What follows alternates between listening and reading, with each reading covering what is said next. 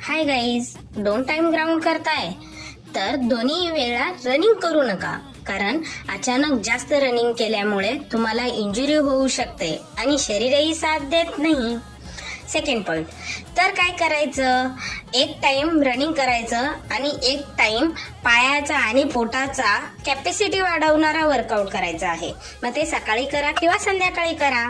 Third point, पाणी भरपूर प्यायचं आहे आणि वेळेवर आणि व्यवस्थित जेवायचं आहे. आणि दोन्ही टाइम वर्कआउट करत असल्यामुळे डाएट करायचं नाही, कारण की अशक्तपणा येतो.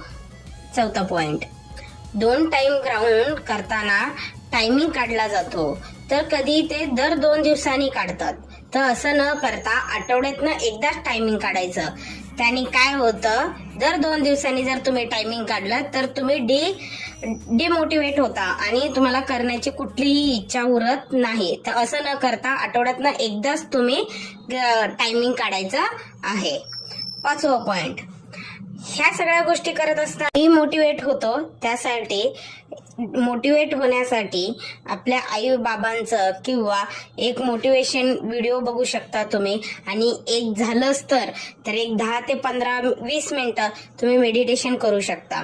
ह्या सगळ्या गोष्टी तुम्ही जर बारकाईने पाळले तर ऑफकोर्स तुमचा टायमिंग चांगला येईल आणि लक्ष दिलंच तर ऑफकोर्स तुमचे ग्राउंडचे मार्क्स वाढणार आहेत. माझ्या व्हिडिओतनं काही शिकायला भेटलं असेल तर एक लाईक करा, सबस्क्राईब करा. धन्यवाद.